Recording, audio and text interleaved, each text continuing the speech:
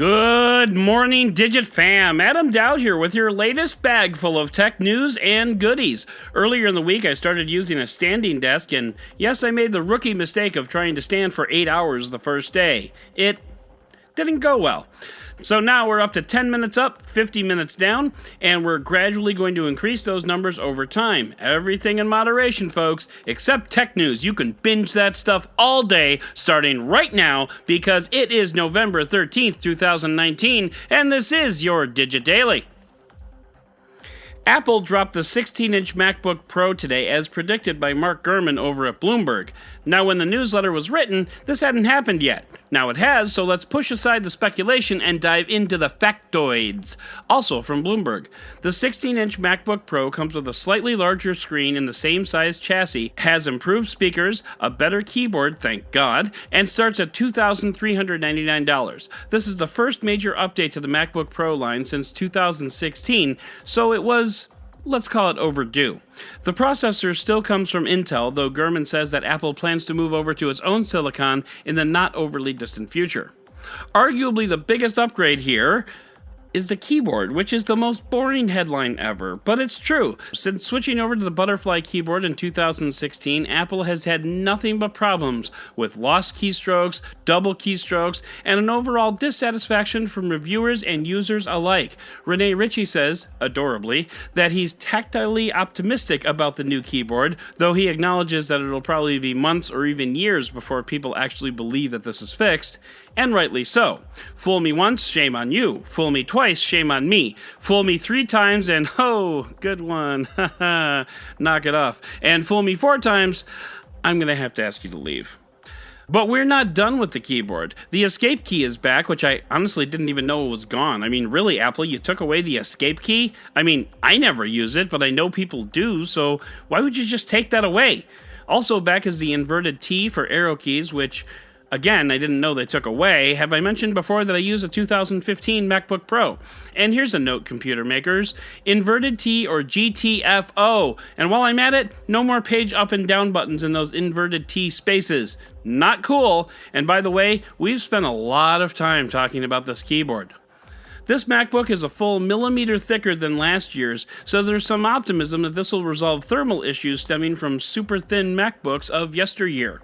But Apple has dedicated resources to solving that problem, including a heatsink with 35% more surface area and fans that push 28% more air. And by the way, if you're wondering why Apple didn't have a huge event for this laptop, it's because most of this event would have been taken up by heatsink and keyboard talk.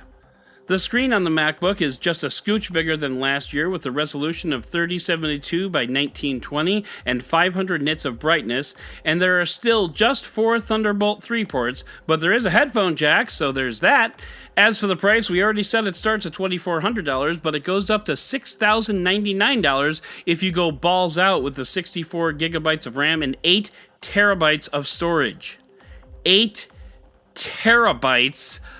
Holy good golly, Miss Molly.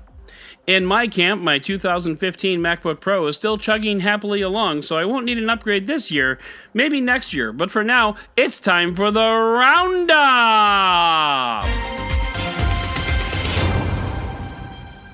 8 terabytes. Wow. Remember yesterday we talked about Google's Project Nightingale, which puts patient data in the cloud and allows doctors to basically Google their patients. It's been going on since February, and now with its public announcement, regulators are stepping up and saying, you're doing what now? I mean, it's probably not that bad. I think it's just a matter of making sure that everything is above board and complies with HIPAA laws. But yeah, Google is under a fair bit of scrutiny right now. The way you send money via Facebook Messenger, well, the way you would send money if anyone actually used it, but anyway, that service is now called Facebook Pay, and who gives a crap? In a world of PayPal for old people and Venmo for youngins, I'm not sure there's a place for Facebook Pay, but I suppose Facebook needs to call it something when people accidentally click on the $ in the Messenger app. Facebook Pay seems just as good as anything. And speaking of never trust Facebook for anything, there is a bug in the iOS Facebook app right now which activates your camera in the background. There are a few things that can cause it to happen, and when it does, the Facebook app gets pushed over to the side a little bit, and users can see the camera viewfinder open behind the app. Facebook has acknowledged the bug and announced it's working on a fix, but considering what Facebook is and its reputation, I have to wonder, is the bug that the camera activates, or is the bug the fact that people saw it?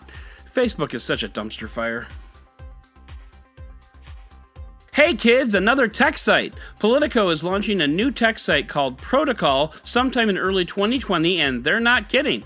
They've pulled in talent from all over the place to take deep dives into a lot of the tech culture that goes unreported, and I have to admit, I'm curious about this new site.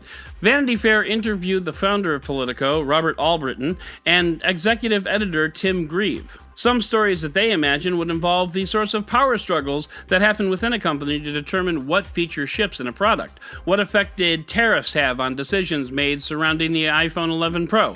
Things like that, which honestly could be really fascinating stories, and I'm sure Tristan will be adding Protocol to his reading list every evening. Twitch publicly launched a new free Twitch Studio, which is designed to help get creators on the air on Twitch's platform. Up until now, there are a few different options for getting onto Twitch, one of which was an open source program called ODB, which I've used and is fine, but not great. Twitch hopes that this new studio will streamline things and remove a lot of barriers to entry into the platform. Maybe the Digit Daily needs to start a Twitch channel. No, we really don't. And finally, the science behind sleep says that you need to prioritize it in order to live a full, healthy, happy life, which means I'm completely screwed. So that's going to do it for today's Digit Daily. If you'd like to learn more about any of these stories, check out the links in the show notes and subscribe to our daily newsletter on Digit.com. And if you like what you heard, subscribe, leave a review, and don't forget to tell your friends about DigitDailyPod.com. Once again, I'm Adam Doud, Dead Technology on Twitter, and we'll talk again tomorrow.